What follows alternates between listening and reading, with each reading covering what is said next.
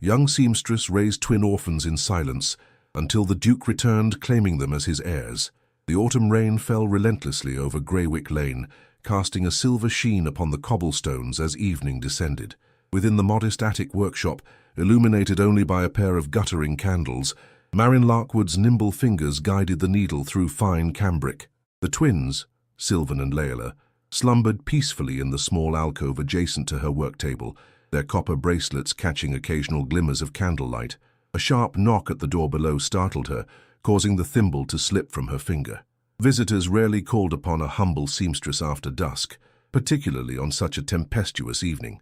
Marin glanced anxiously toward the children before setting aside her work, smoothing her simple sage-colored gown and descending the narrow staircase.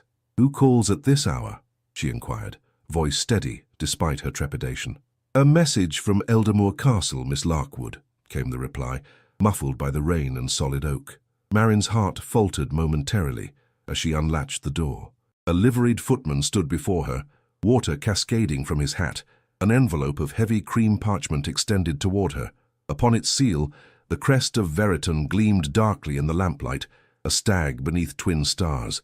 "His Grace requires your services at the castle tomorrow morn," the footman announced with practiced formality. "The Duke has returned to Eldermoor and requires alterations to his ceremonial attire for the welcoming assembly." Whispers of the Duke's return had filtered through Greywick for weeks, though Marin had paid them little heed. 7 years had passed since his departure following the tragic death of his Duchess and the mysterious disappearance of their infant heirs. 7 years since Marin had discovered 2 abandoned babes upon her doorstep, each bearing a curious copper bracelet. "I shall attend His Grace," Marin replied, accepting the summons with a curtsy so subtle it barely disturbed the air. The footman nodded curtly before turning back into the deluge, leaving Marin to close the door upon the night once more. Her fingers trembled as they traced the waxen seal. The Duke of Eldermoor had returned, the man whose name she dared not speak aloud, whose shadow had unknowingly fallen across her modest existence for 7 years. She ascended the stairs slowly, the parchment heavy in her hand. The children slept on undisturbed, unaware of the thread of fate that had begun to draw tight around them all. Sylvan's dark curls fell across his forehead in a manner so reminiscent of nobility that Marin felt her breath catch. Beside him, Layla's delicate features appeared almost ethereal in the flickering light, the copper bracelet gleaming dully against her wrist. "What shall become of us?" Marin whispered to the silence. Morning arrived swiftly, grey and misty. Marin dressed the children with particular care, Sylvan in his finest woolen coat with brass buttons, Layla in a dress of dove-grey muslin with a ribbon matching her eyes. "Must we accompany you, Mother?" Sylvan inquired, fidgeting beneath her attentions. "I have no one with whom to leave you," Marin explained gently, adjusting his collar. "You shall sit quietly while I attend to His Grace's requirements." The journey to Eldermoor was undertaken in sombre silence, the hired hackney carriage rattling along the winding road that separated Greywick from the ancestral seat of the Veriton family. The castle loomed before them eventually, its ancient towers piercing the mist like sentinels. "It resembles a painting from my storybook," Layla whispered, pressing her small face against the carriage window. Marin said nothing, her gaze fixed upon the approaching gates with an intensity that betrayed her disquiet. The carriage passed beneath the stone arch, hooves echoing against ancient cobbles, before coming to rest in the courtyard. A steward awaited them, his expression impassive as he regarded the modest seamstress and the 2 children who clung to her skirts. "Miss Larkwood," he acknowledged, with the barest inclination of his head. "His Grace awaits in the East Chamber. The children must remain below." "They shall accompany me," Marin replied, her tone quiet but unyielding. "They are well behaved, and shall not disturb His Grace." The steward's nostrils flared slightly in disapproval, but he made no further objection as he led them through vaulted corridors, adorned with ancestral portraits. Marin held tightly to the children's hands, her heart thundering within her breast. Each step carried them closer to the man whose blood ran in the veins of the children she had raised as her own. "I present Miss Larkwood, the seamstress," the steward announced, as they entered a chamber awash with morning light from tall, mullioned windows. And there he stood, the Duke of Eldermoor, Caelan Veriton, his broad shoulders silhouetted against the grey sky beyond the glass. He turned slowly, and Marin felt the world still around her. 7 years had etched new lines of sorrow upon his noble countenance, yet his eyes remained the same striking blue-grey she remembered from broadsheets and public proclamations. eyes that now widened as they fell upon the children at her side. The chamber fell silent, save for the ticking of a mantel clock and the soft patter of rain against ancient stone. "Your Grace." Marin curtsied deeply, lowering her gaze as propriety demanded, though she felt his stare like a physical weight upon her shoulders. The Duke remained motionless, his eyes fixed not upon the seamstress, but upon the children who stood sentinel at her sides. His complexion had paled visibly, rendering the thin scar above his left brow stark against his skin. "I was informed you required alterations to your ceremonial attire," Marin ventured, when the silence stretched beyond comfort. "Indeed," he replied at last, his voice deeper than she had anticipated, rich with the cadence of one accustomed to command. "Though I confess myself distracted." He advanced a step, his gaze never leaving the twins. "These are your children, Miss Larkwood. They are in my care, Your Grace." "Their names?" Marin hesitated, her fingers tightening imperceptibly around the children's hands. "Sylvan and Laela, Your Grace." A muscle twitched in his jaw. "Curious names." "Of your choosing. They seemed fitting." The Duke's attention shifted to her face then, his gaze penetrating. "Indeed, the ceremonial coat requires slight adjustment to accommodate changes in my form over these 7 years. I trust you can manage such alterations." "Certainly, Your Grace." He nodded toward a garment draped across a nearby chaise, a coat of midnight blue velvet, adorned with silver embroidery at the cuffs and collar. "I shall require it by tomorrow evening for the assembly." Marin released the children's hands, instructing them with a gentle murmur to sit upon a bench near the window as she approached the coat. Her practiced eye assessed the garment, noting where adjustments would be required. She was keenly aware of the Duke's continued scrutiny, though whether it fell upon her or the children, she dared not turn to discover. "If Your Grace would permit me to take measurements." He nodded curtly, stepping forward and extending his arms as she retrieved her measuring tape from her work bag. Marin moved with professional efficiency, though each point of contact, the circumference of his wrist, the breadth of his shoulders, sent a current of awareness through her fingertips. "The children," he said abruptly as she measured the length of his sleeve, his voice pitched low for her ears alone. "They bear unusual bracelets." Marin's hand faltered momentarily. "A trinket, Your Grace, nothing of consequence." "Is that so?" Before she could respond, Layla had abandoned her position on the bench and approached, her natural curiosity overcoming the solemnity of the occasion. She gazed up at the Duke with wide grey eyes so similar to his own that Marin felt a tremor of dread. "Are you truly a Duke?" the child inquired, her voice clear as a bell in the hushed chamber. "Layla," Marin admonished softly. "Return to your seat at once." "Let her remain," the Duke commanded, his tone gentler than before. He knelt upon one knee, bringing himself to the child's level. "I am indeed Miss Layla, though it is merely a title bestowed by circumstance of birth, not merit." "Mother says merit matters more than birth," Layla replied earnestly. "Does she indeed?" A ghost of a smile touched his lips, as his gaze flickered to Marin before returning to the child. "Your mother sounds most wise." "She is not truly our mother," Sylvan announced, having approached silently to stand beside his sister. "She found us as babes and kept us safe."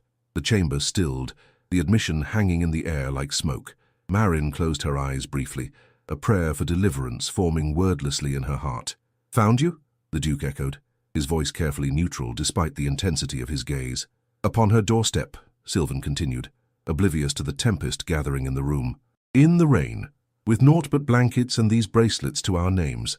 The Duke extended his hand toward Layla's wrist with deliberate slowness. "May I?" The child nodded, allowing him to examine the copper bracelet that encircled her slender wrist. His fingers traced the engraved symbols with a reverence that bordered on anguish. "And you, young sir?"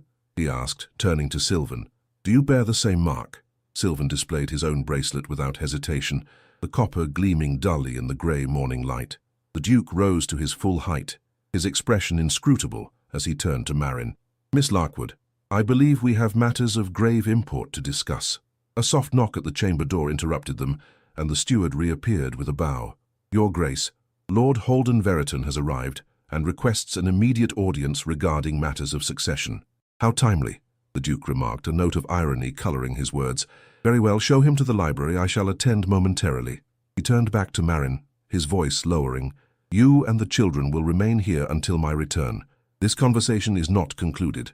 "Your Grace," Marin began, her composure threatening to fracture. "I must return to my work in the village."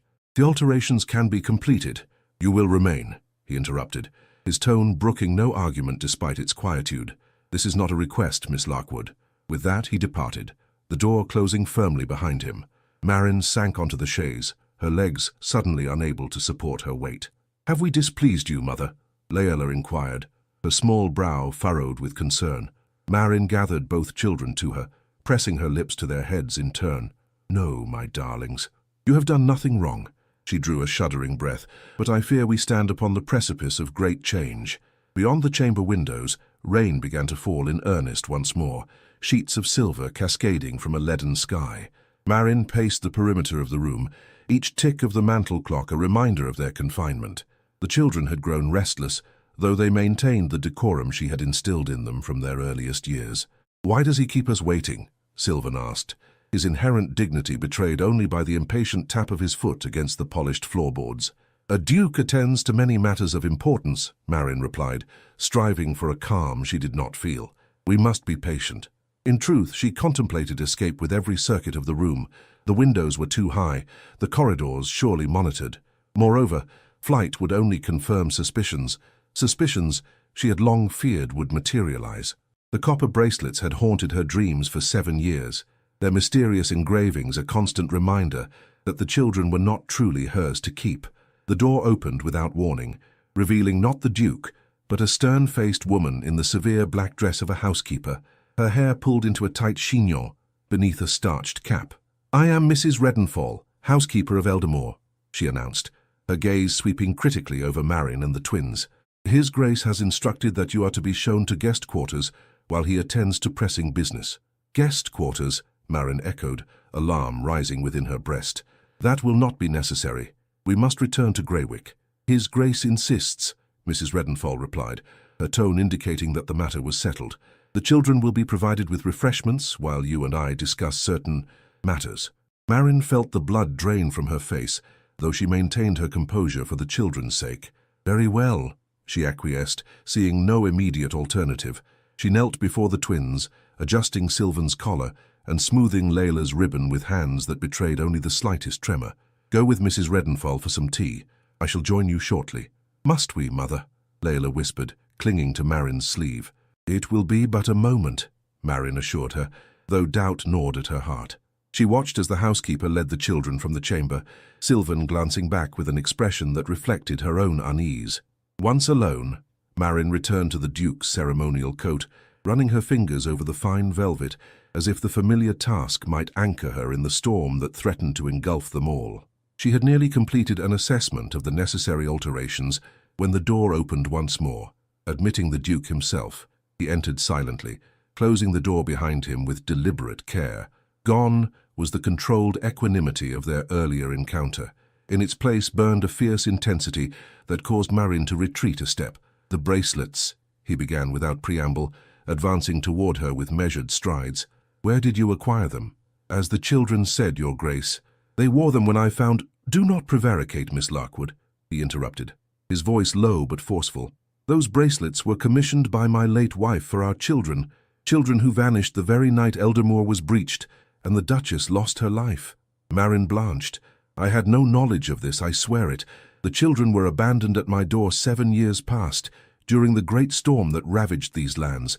I took them in, cared for them as my own. You never thought to inquire about their origins, to seek their rightful family."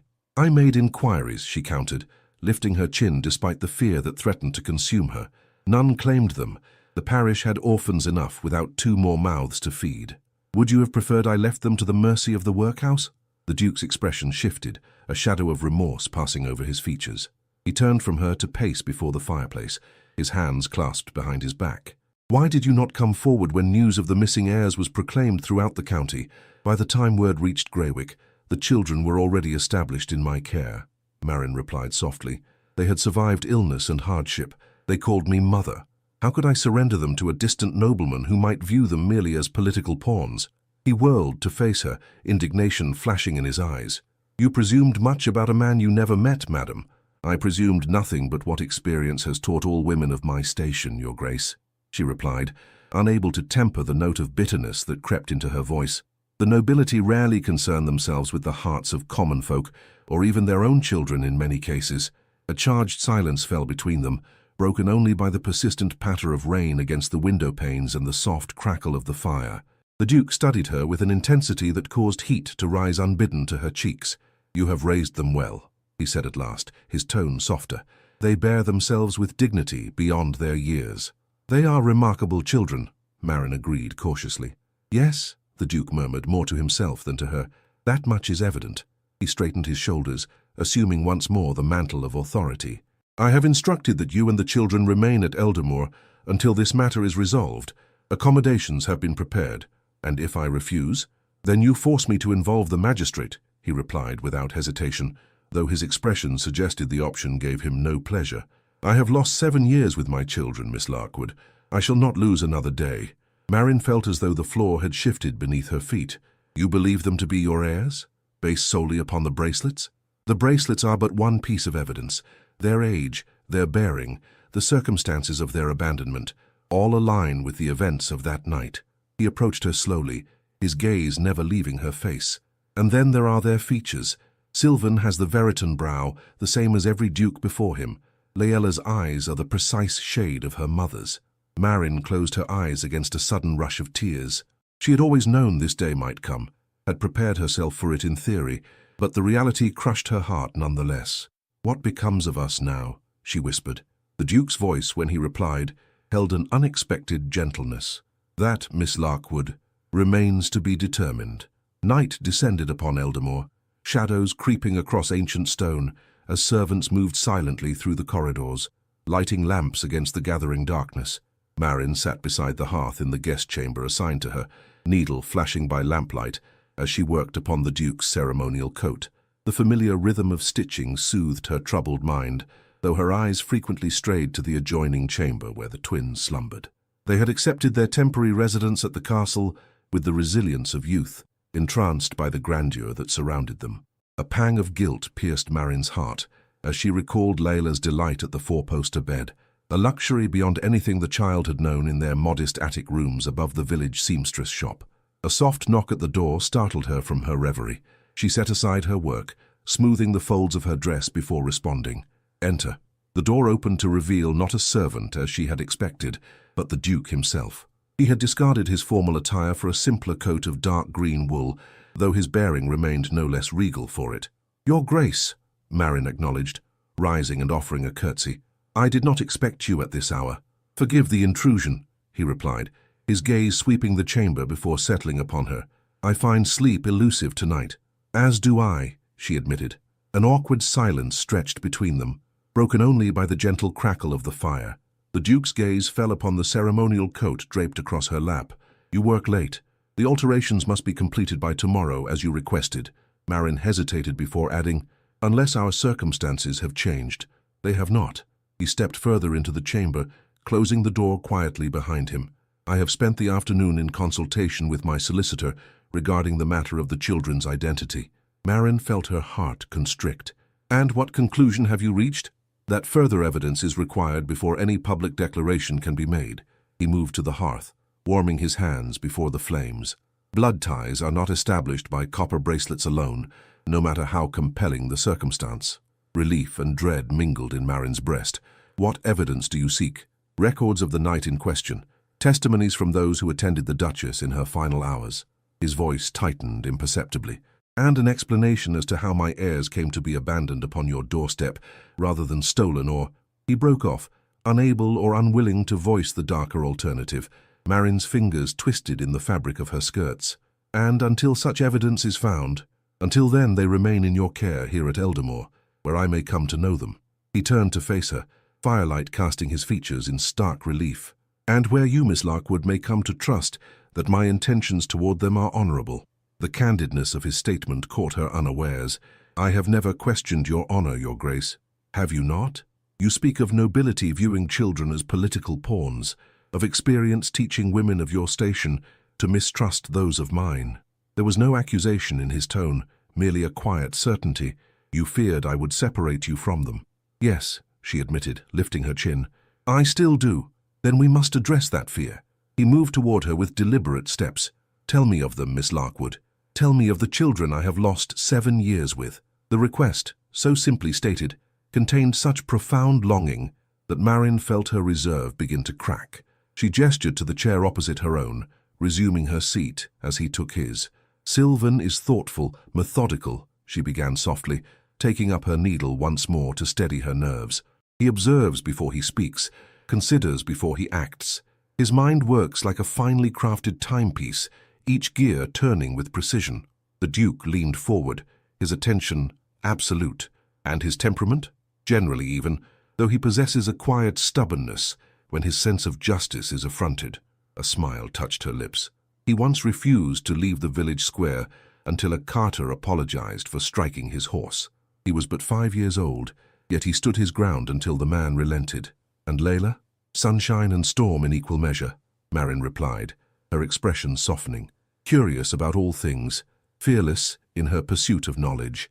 She climbs trees to observe birds' nests, questions the blacksmith about the properties of metal, persuades the baker to explain the science of rising dough. She has your inquisitive spirit," the Duke observed.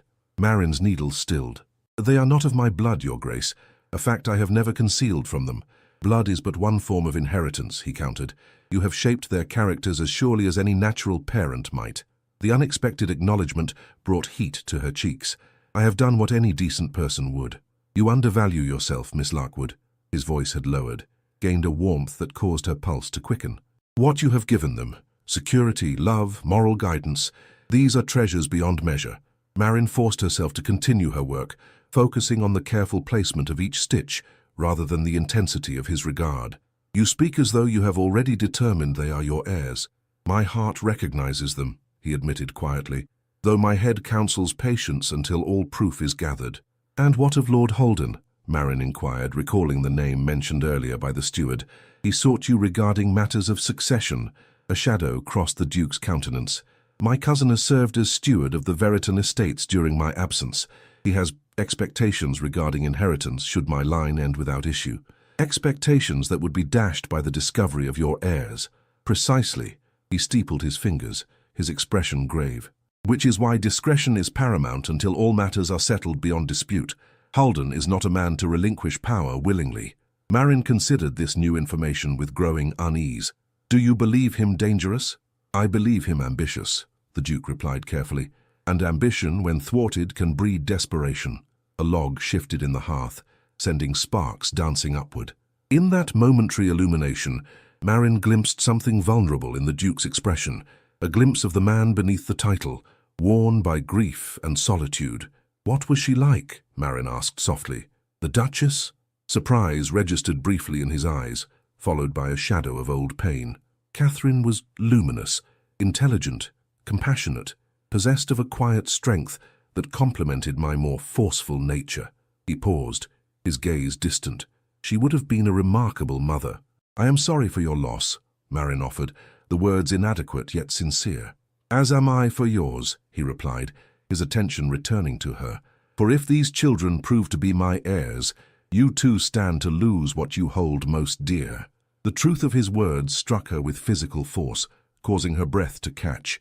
"What becomes of me then, Your Grace, when all is settled and proven?" "That, Miss Larkwood," he said, rising from his chair, "is a matter I have contemplated greatly since our meeting this morning." He moved toward the door, pausing with his hand upon the latch. "Perhaps we may yet find a solution that serves all concerned."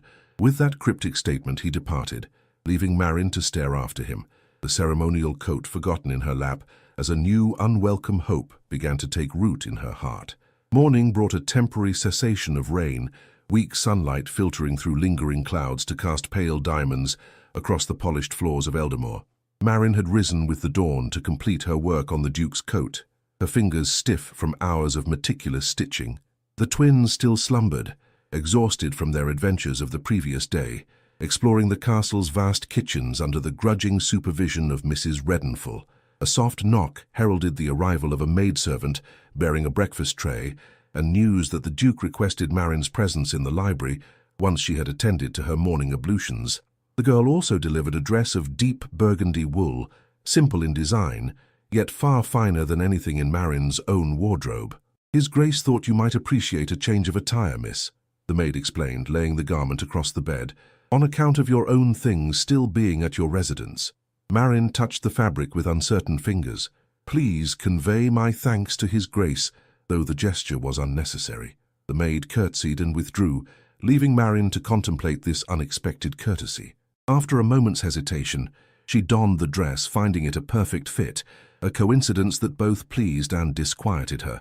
She roused the twins gently, assisting with their morning preparations before entrusting them to the maid's care with instructions to bring them to the library afterward.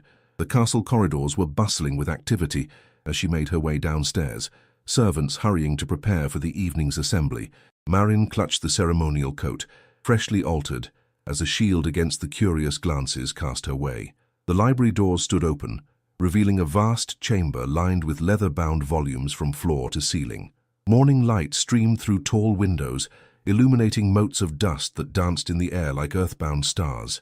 The Duke stood before one such window, his back to the door, a book open in his hands. "Your Grace," Marin announced her presence with a soft voice and curtsy. He turned, his gaze lingering briefly upon the burgundy dress before meeting her eyes. "Miss Larkwood, I trust you found the accommodations satisfactory." "Quite, Your Grace. Thank you for your consideration." She extended the ceremonial coat. "The alterations are complete." He accepted the garment, examining her handiwork with an appreciative eye. "Excellent craftsmanship. You are as skilled as your reputation suggests." "You had inquired about my work previously. I make it a point to know the tradespeople within my domains," he replied smoothly, though something in his expression suggested this was not the entire truth. "Please, be seated." Marin lowered herself onto a leather armchair, her posture straight despite her fatigue. The Duke placed the coat aside and took the seat opposite her, his manner more formal than during their late-night conversation. "I have made inquiries regarding the night of the children's appearance at your door," he began without preamble. "The storm you mentioned coincides with the date of the Duchess's death and the disappearance of our heirs." Marin nodded slowly. "It was a terrible night. Thunder that shook the very foundations of Greywick. I would not have heard their cries had I not been awake, working on a commission that could not wait till morning." "Providence, perhaps," the Duke murmured. He leaned forward, his expression intent. "Miss Larkwood, I must ask you directly. Did you observe anyone that night? Any figure who might have left the children in your care?" "No," she replied truthfully. "I heard only the crying. When I opened my door, there was naught but the basket, the children within, and the rain." She hesitated before adding, "Though I did find a note." The Duke stiffened visibly. "A note? You made no mention of this yesterday." "It contained little information," Marin explained hastily. "Merely a request to care for the children, signed with an initial rather than a name." "Do you still possess this note?" "Yes, it remains with my personal effects in Greywick. I shall send for it immediately." He rose, crossing to a bell pull and summoning a servant with a single tug.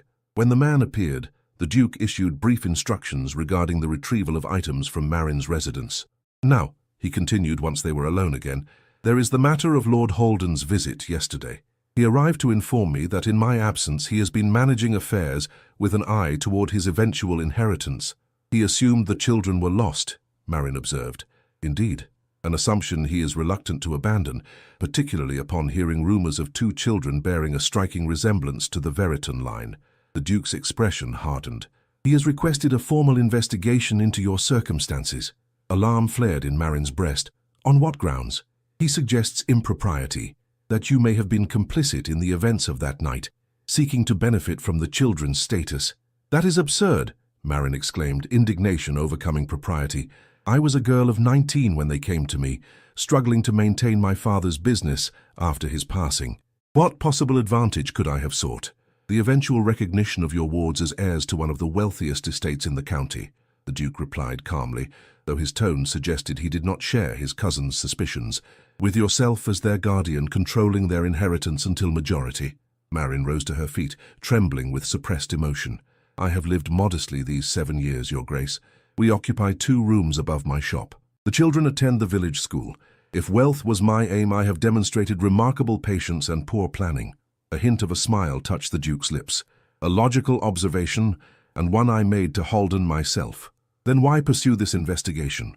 "Because Holden insists, and as matters stand, he has certain rights as presumptive heir." The Duke moved toward her, close enough that she could detect the faint scent of sandalwood that clung to his clothing. "But there are ways to circumvent his interference." "What ways?" Marin asked, suddenly aware of their proximity in a manner that sent blood rushing to her cheeks. The Duke regarded her steadily. A legal arrangement that would protect both the children and yourself from his machinations, while investigations proceed at a more measured pace. Before he could elaborate, the library doors burst open, admitting the twins in a flurry of excited energy. They halted abruptly upon seeing the Duke, remembering the manners Marin had instilled in them. "Good morning, Your Grace," they chorused, executing the bows and curtsies they had practiced in their modest home for occasions that rarely materialized.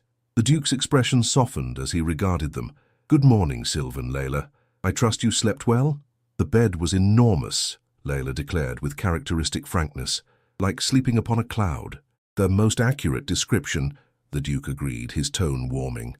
"I have arranged for you both to join me on a tour of the castle grounds this morning. Would that be agreeable?" The children looked to Marin, seeking permission. She nodded, unable to deny them this opportunity despite her misgivings. "Excellent," the Duke pronounced. "Miss Larkwood shall accompany us, of course." His inclusion of her brought a flush of relief. "You are most kind, Your Grace." "Not kindness, Miss Larkwood," he replied quietly. "Recognition of your place in their lives." He turned his attention back to the children. "Before we depart, I have something for each of you." From his desk, he retrieved 2 small parcels wrapped in silver paper. A modest welcome to Eldamore. The children accepted the gifts with wide eyes, looking once more to Marin for permission to open them. At her nod, they carefully unwrapped the packages to reveal 2 books bound in tooled leather. For Sylvan, an illustrated volume on natural philosophy. For Layla, a collection of myths and legends with hand-colored plates. "These were favorites of mine at your age," the Duke explained, his voice carrying an undercurrent of emotion. "I thought perhaps you might enjoy them as well." The genuine delight that illuminated the children's faces pierced Marin's heart with bittersweet joy. They thanked him with the sincerity that was their nature, already turning pages with reverent fingers. Watching them, the Duke's expression held such naked longing that Marin was forced to look away, lest her own emotions betray her. This moment, the first gift from father to children, was one she had never anticipated witnessing. It represented both fulfillment and loss, the beginning of a bond that might ultimately exclude her. "Shall we proceed to the grounds?" the Duke suggested after allowing the children a moment with their treasures. "The gardeners have maintained the maze in excellent condition. It was a favorite amusement of mine as a boy." As they departed the library, Marin felt the weight of uncertainty press upon her shoulders once more. The Duke walked ahead with the children, already engaged in animated conversation. She followed at a discreet distance, observing the natural ease that had developed between them in so short a time. It was, she realized with painful clarity, precisely as it should be, and precisely what she had always feared. The gardens of Eldamore stretched before them like a verdant tapestry, autumnal hues beginning to touch the edges of the formal parterres. Mist clung to the lower terraces, lending an ethereal quality to the landscape, as the Duke led them along gravelled paths toward the hedge maze. The children walked on either side of him, their new books clutched protectively to their chests, faces upturned as he explained the history of the estate's gardens. Marin followed several paces behind, her thoughts as tangled as the yew hedges that rose before them. The Duke's mention of a legal arrangement had unsettled her deeply. What form might such an arrangement take? A formal guardianship that would bind her to Eldamore while investigations proceeded, or perhaps something more permanent, a position within the household that would allow her to remain near the children without the intimacy of maternal bonds? Her musings were interrupted by Layla's clear voice calling to her, "Mother, come quickly. His Grace says there's a fountain at the center of the maze with a statue that spouts water from its mouth." Marin quickened her pace to join them at the maze entrance, where the Duke stood with an expression that mingled amusement and something less definable as he regarded her. "The children are eager to attempt the maze," he explained, "though I caution them, it is more challenging than it appears." "We shall conquer it nonetheless," Sylvan declared with the quiet confidence that characterized him. "Layla and I are accomplished puzzle solvers." "Indeed?" The Duke raised an eyebrow, a smile playing at the corners of his mouth. "Then perhaps a friendly wager is in order. You and your sister shall enter by the east path, while Miss Larkwood and I take the west. We shall see who reaches the central fountain first." The twins exchanged a glance of silent communication before nodding their agreement. The Duke turned to Marin, offering his arm with formal courtesy. "Shall we, Miss Larkwood?" She hesitated only momentarily before placing her gloved hand upon his sleeve. "The children are quite determined, Your Grace. I fear you may have underestimated their capabilities." "I suspect I have underestimated many things where they are concerned," he replied, as they watched the twins disappear into the maze with purposeful strides. He led Marin toward the western entrance, their pace unhurried. "And where you are concerned as well, perhaps. I am but a simple seamstress, Your Grace. There is nothing simple about raising 2 children alone while maintaining a business," he countered, "particularly when those children may be heirs to a dukedom." They entered the maze, high walls of yew enveloping them in verdant shadow. The Duke navigated the turns with the ease of long familiarity, though he made no effort to hasten their progress. "You spoke earlier of a legal arrangement," Marin ventured, when the silence between them had stretched too long. "May I inquire as to its nature?" He glanced down at her, his expression carefully neutral. "It would depend upon the outcome of our investigations, naturally. But I have considered several possibilities that might ensure the children's security while acknowledging your unique position." "You are very considerate, Your Grace." "Not consideration, Miss Larkwood. Pragmatism." He guided her around a sharp corner, his hand briefly covering hers where it rested upon his arm. "The children clearly adore you. To separate them from the only mother they have known would be cruel, regardless of blood ties." A knot of tension within Marin's chest eased slightly at his words. "Then you do not intend to remove them from my care?" "I intend to determine the truth of their parentage," he replied evenly. "Beyond that, arrangements must be made that serve their best interests. Surely we can agree upon that principle." "Of course." They walked in silence for several moments, the only sounds their footsteps upon the gravel and the distant call of birds from the surrounding woodland. The path narrowed, forcing Marin closer to the Duke's side, their shoulders nearly touching as they navigated a particularly tight passage. "Tell me, Miss Larkwood," he said suddenly, his voice pitched low, "have you never considered marriage in these 7 years?" The question caught her entirely unprepared. That is, there has been little opportunity for such considerations. No suitors from among the village merchants. The local gentry, perhaps. My circumstances precluded such attentions," she replied stiffly. "A woman alone with 2 children of uncertain parentage is not considered a desirable match." "More fools they," the Duke murmured, so quietly she wondered if she had misheard. Before she could formulate a response, a commotion ahead indicated they were approaching the center of the maze. Rounding a final corner, they emerged into a circular clearing dominated by a stone fountain where Neptune brandished his trident, water cascading from the mouths of dolphins that surrounded his feet. Beside the fountain stood the twins, their expressions triumphant. "We have been awaiting you these 5 minutes past, Your Grace," Sylvan announced with dignified satisfaction.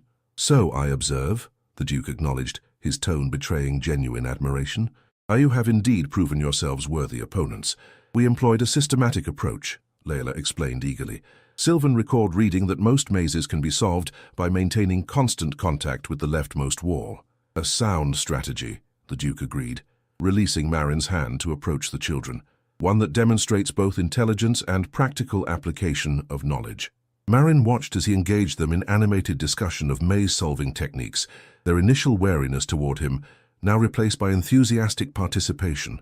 The scene before her, the Duke and the children conversing beside the fountain, sunlight dappling their figures through the gap in the hedges above, created a tableau of familial harmony that caused her throat to tighten with emotion. They belonged together. The truth of it was undeniable, written in the angle of Sylvan's brow, the shape of Layla's eyes, the unconscious gestures they shared with the man who stood before them.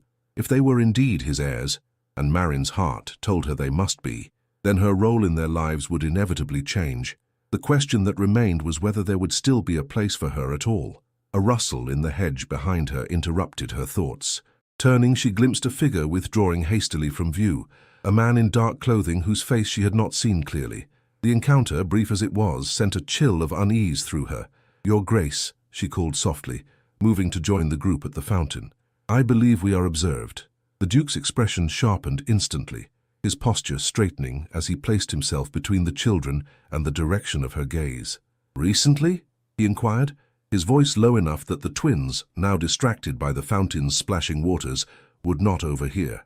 "Just now," Marin confirmed. "A man in dark attire. I did not see his face."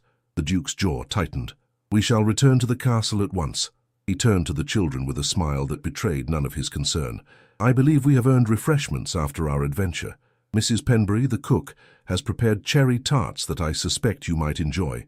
The promise of sweets was sufficient to divert the children from any questions about their sudden departure.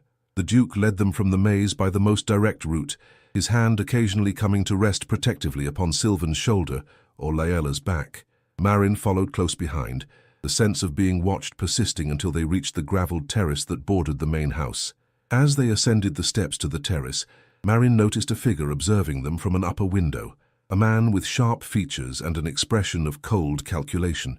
He withdrew upon noticing her attention, but not before she had marked his appearance. "The man at the window," she murmured to the Duke as they entered the house. "Who is he?" "Lord Holden Veriton," the Duke replied grimly. "My cousin, and until yesterday, the presumptive heir to everything you see around you." Understanding dawned with chilling clarity. "The man in the maze may well have been in his employ," the Duke confirmed, "gathering evidence, perhaps, or merely observing our interactions." His expression hardened. "Either way, it appears our time for careful deliberation may be shorter than anticipated." He gestured to a passing footman. "Escort Miss Larkwood and the children to the morning room for refreshments. I shall join you shortly." With that, he strode away toward the grand staircase, his bearing that of a man preparing for confrontation. Marin guided the children in the direction indicated by the footman, her mind racing with new fears.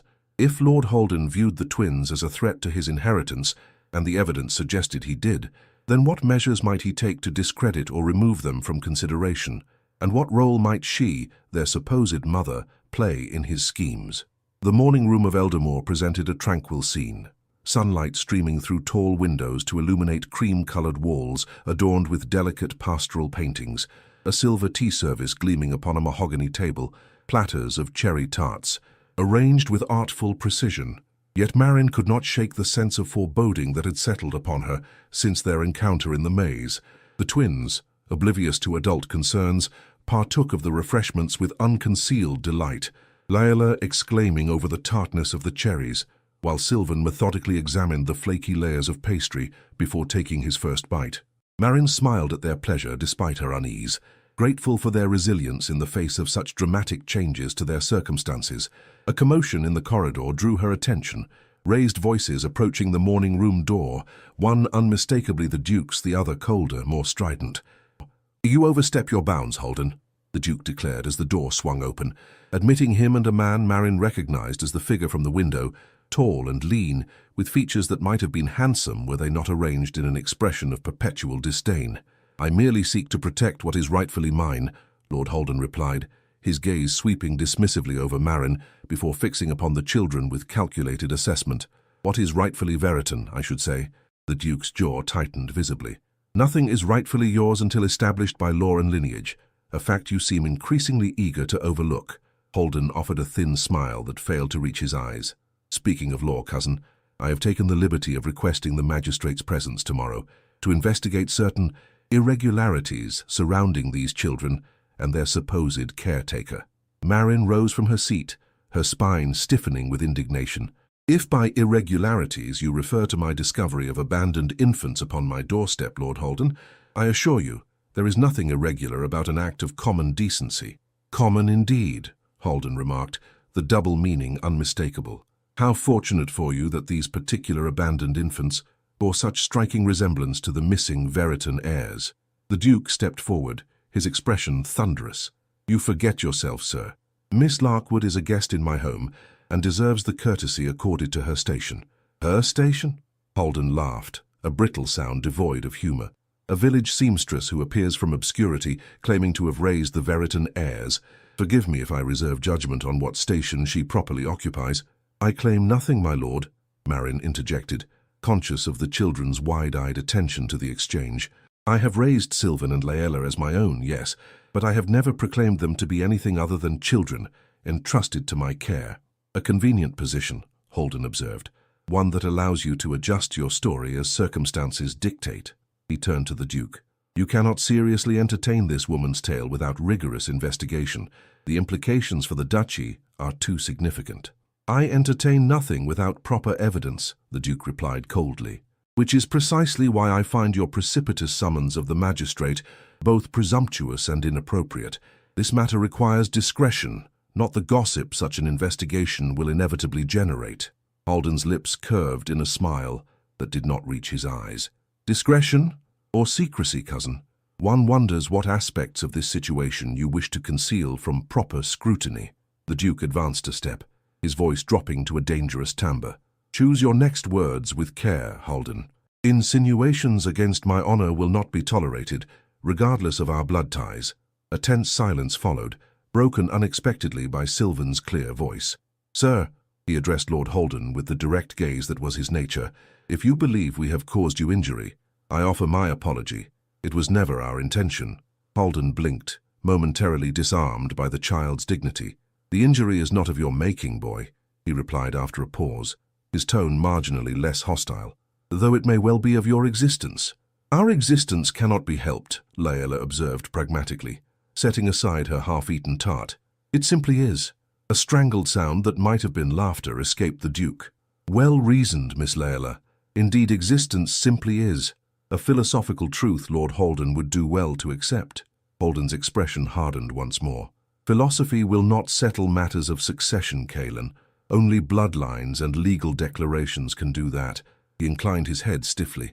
"I shall leave you to your family gathering. The magistrate arrives at noon tomorrow. I suggest Miss Larkwood prepare herself for thorough questioning." With that, he departed, the door closing firmly behind him. The Duke remained motionless for several heartbeats before turning to Marin, his expression grave. "I must apologize for my cousin's behavior.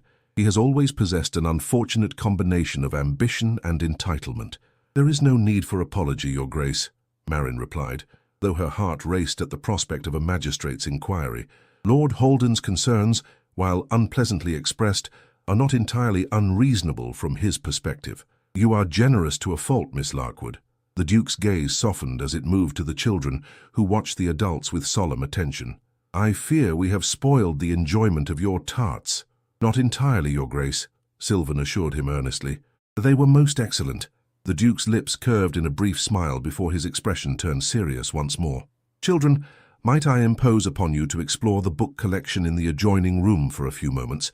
I must speak privately with Miss Larkwood." The twins exchanged a glance of silent communication before nodding their agreement. Once they had withdrawn, the Duke moved to the window, his posture rigid with contained tension. "Holden's involvement of the magistrate accelerates matters beyond my preference," he began without preamble. "We must act decisively before his accusations gain traction." "What do you suggest, Your Grace?" Marin inquired, her fingers twisting anxiously in the folds of her borrowed gown. "The legal arrangement I mentioned earlier." He turned to face her, his expression unreadable. "A declaration of guardianship that would place the children under my protection, while acknowledging your continued role in their lives." Relief washed through Marin, though tempered by caution. "And this would prevent Lord Holden's interference?" "Not entirely, but it would strengthen our position considerably." He hesitated before adding, "However, there is another arrangement that would provide even greater security." "What arrangement might that be?" The Duke regarded her steadily. "Marriage, Miss Larkwood." Marin's breath caught in her throat. "Marriage? To whom, Your Grace?" "To me." The world seemed to still around her, the Duke's words hanging in the air between them like smoke. I do not understand," she stammered at last. "It is a practical solution," he explained, his tone carefully neutral despite the gravity of his proposal. "As my wife, your care of the children becomes unassailable from a legal perspective. Lord Holden's insinuations would lose their foundation, and any claims of impropriety in your guardianship would be rendered moot." "You speak of marriage as though it were merely a legal contract," Marin observed, struggling to maintain her composure. "Is that not what marriage has always been among the nobility?" he countered. "An arrangement for the preservation of bloodlines and estates. This would differ only in its purpose, to protect the children rather than to produce them." The practical logic of his proposal was undeniable, yet Marin felt a curious hollowness at its core. "And what of affection, Your Grace? Of companionship and mutual regard? Are these considerations entirely absent from your calculation?" Something flickered in his eyes, a brief vulnerability quickly masked. "I hold you in the highest esteem, Miss Larkwood. Your devotion to the children, your integrity, your remarkable fortitude in circumstances that would have broken many, these qualities command my deepest respect." "Respect is not love," she replied softly, surprising herself with her boldness. "No," he agreed after a pause, "but it may be a more solid foundation for the arrangement I propose." Marin turned away, her thoughts in turmoil. "You ask me to enter a marriage of convenience, to become a duchess in name while remaining a seamstress in truth. I ask you to secure your place in the children's lives," he corrected gently, And yes, to assume a title and responsibilities for which you have had no preparation. It is a great deal to ask, I acknowledge. And if I refuse, then we proceed with the guardianship declaration and weather whatever storm Halden raises. The Duke moved closer, though he did not touch her. I do not offer marriage lightly, Miss Larkwood, nor do I wish to coerce you with fears for the children's welfare. The decision must be yours, made freely and with full understanding of its implications. Marin faced him once more, her chin lifting slightly. I require time to consider, Your Grace. Of course, he inclined his head respectfully. Though I fear time is a luxury Halden's actions have now denied us. The magistrate arrives tomorrow and we must present a united front, whatever form that may take. You shall have my answer by evening, Marin promised, her mind already racing with the enormity of the choice before her. I ask no more than that. He moved toward the door, pausing with his hand upon the latch. The children may remain with their books for now. I suggest you take this opportunity for solitary reflection. The rose garden beyond the east terrace offers both beauty and privacy, should you desire it. With that he departed, leaving Marin alone with a decision that would irrevocably alter the course of not only her life, but those of the children she had raised from infancy.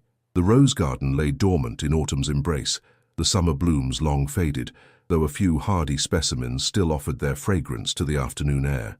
Marin walked slowly along the gravelled paths, her thoughts as tangled as the bare canes that would, come spring, burst once more into vibrant life. The Duke's proposal replayed in her mind with relentless clarity, practical, reasonable, and utterly devoid of the sentiments one might hope to inspire a marriage offer. Yet what had she expected?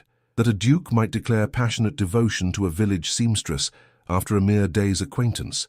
The notion was absurd, the stuff of fairy stories told to impressionable girls, tales in which humble maidens were transformed into princesses through the magical power of love. Reality offered no such transformations. The Duke sought a mother for his children, a shield against his cousin's machinations. That he had chosen marriage rather than a mere declaration of guardianship spoke to his sense of honor, perhaps, but not to any deeper attachment. Marin paused beside a stone bench, trailing her fingers over its cool surface before seating herself with a sigh. What choice did she truly have? To refuse meant potential separation from the children, subjecting them to the uncertainty of legal proceedings in which Lord Halden would undoubtedly employ every means at his disposal to discredit her. To accept meant security for Sylvan and Laela, continued presence in their lives, but at the cost of binding herself to a man who viewed their union as a mere convenience, a man who, despite his pragmatic proposal, had shown genuine tenderness toward the children, a man whose grief had shadowed his eyes when he spoke of his late wife, a man who, perhaps, was as unaccustomed to vulnerability as Marin herself. "Wool-gathering Miss Larkwood," the voice startled her from her reverie. She looked up to find Lord Halden standing at the path's edge, his tall figure casting a long shadow across the gravel. Marin rose immediately, instinctively putting distance between them. "Lord Halden, I did not hear your approach." "Few do," he remarked with a thin smile. "A useful quality in certain circumstances." He gestured toward the bench. "Please, do not stand on ceremony. I merely wish to speak with you privately, away from my cousin's watchful eye." Marin remained standing, her posture stiff with wariness. "I believe all that needs to be said between us was expressed in the morning room, my lord." "On the contrary," Halden moved closer, his manner falsely casual. "I believe we might find common ground, you and I, if given the opportunity to speak frankly." "Common ground?" Marin echoed skeptically. "I fail to see what interests we might share." "Security," he replied smoothly. "Financial security, to be precise. A concern I imagine is quite pressing for a woman in your position." Understanding dawned with chilling clarity. "You wish to bribe me, Lord Halden?" He winced theatrically at her bluntness. Such an ugly word for a mutually beneficial arrangement. "I prefer to think of it as compensation for clarifying certain matters regarding the children's origins." "There is nothing to clarify beyond what I have already stated," Marin replied, her voice steady despite the anger rising within her. "They were left in my care during the storm 7 years ago. I have raised them as my own ever since." Yes, so you claim." Halden waved a dismissive hand. "But surely there were inconsistencies in your story, details that might, upon reflection, cast doubt upon their identity as the Veritan heirs." Marin regarded him with undisguised contempt. "You ask me to lie, my lord, to perjure myself before a magistrate for your financial benefit." "For our mutual benefit," he corrected, unperturbed by her disdain. £5,000, Miss Larkwood, a sum that would establish you comfortably for life, far from Greywick and its limitations. The figure was staggering, more money than Marin would earn in 20 years of conscientious labor, yet the implication behind it struck her like a physical blow. "And the children?" she inquired, already knowing the answer. Halden shrugged elegantly. They would remain at Eldermore, of course, as wards of the estate until their true parentage could be established, a process that might take years naturally, during which time you would control the Veriton properties and income as regent, Marin concluded, the scheme becoming transparent. "How convenient for you." A flash of irritation crossed his features before he mastered it. "I merely seek what is rightfully mine by expectation." Caelan abandoned his responsibilities for 7 years, leaving me to manage affairs in his absence. And now he returns to supplant me with children of dubious origin. Children who bear the Veriton features so clearly that even you cannot deny the resemblance, Marin countered. Children whose copper bracelets match those commissioned by the late Duchess. Holden's expression hardened. Bracelets can be forged, resemblances can be coincidental, or manufactured through careful selection of suitable orphans. You suggest I orchestrated an elaborate deception 7 years ago in anticipation of the Duke's eventual return. Marin laughed incredulously. I was barely 19, my lord, struggling to maintain my father's business after his death. I possessed neither the foresight nor the resources for such a scheme. Perhaps not alone, Holden conceded, but with accomplices. The night of the Duchess's death remains shrouded in mystery. The children disappeared without trace, yet miraculously appeared upon your doorstep. One might reasonably conclude that you were part of a larger conspiracy. Fear threaded through Marin's indignation as she recognized the dangerous path Holden was constructing. That is absurd. Is it? He stepped closer, his voice lowering. Consider how it might appear to the magistrate, Miss Larkwood. A young woman of no family or connections suddenly acquires 2 children bearing a striking resemblance to the missing Veriton heirs. She raises them in obscurity until the Duke's return is announced, at which point she presents them as the lost children, a claim impossible to prove or disprove conclusively after so many years. Marin retreated a step, her back pressing against the cold stone of a garden statue. You twist innocence into suspicion, my lord. The truth is far simpler than your insinuations. Truth is malleable, my dear, Holden replied, his smile chilling, particularly when shaped by those with power and influence. The magistrate is a personal acquaintance, sympathetic to my position. His findings will reflect that sympathy, unless given reason to look favorably upon your circumstances. You threaten me with false accusations if I do not accept your bribe, Marin stated flatly. I offer you an opportunity to secure your future, Holden corrected. £5,000 and a clean departure from a situation that can only become more uncomfortable for you.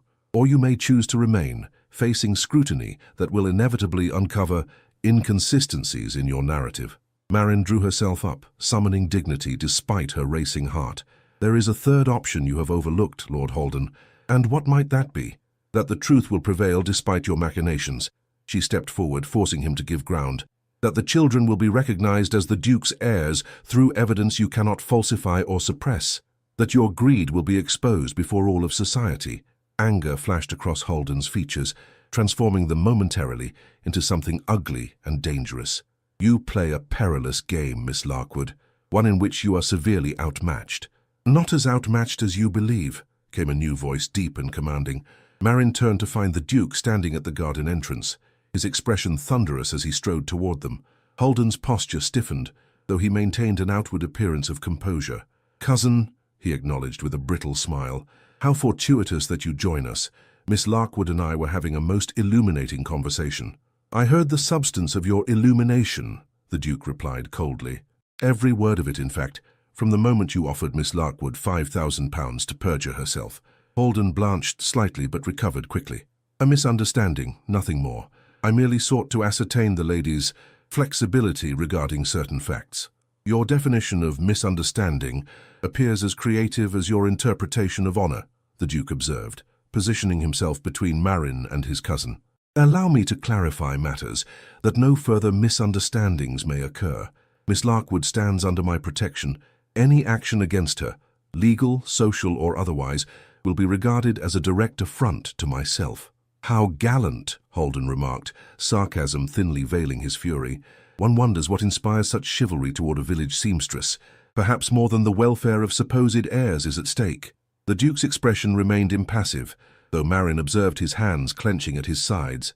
What is at stake, Holden, is the integrity of the Veritan name, a concept with which you appear increasingly unfamiliar. The Veritan name, Holden echoed with a harsh laugh. How convenient that it suddenly matters to you after 7 years of abandoning your responsibilities to wallow in grief abroad. A dangerous stillness settled over the Duke. Choose your next words with exceeding care, cousin.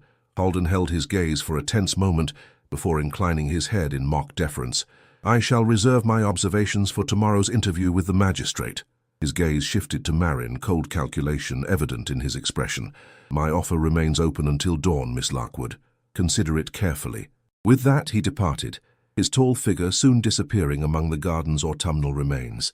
Marin released a breath she had not realized she was holding, her composed facade threatening to crumble now that the immediate threat had withdrawn. Are you harmed? The Duke inquired, his tone gentler as he turned to her. Only my pride, Marin replied, striving for lightness she did not feel.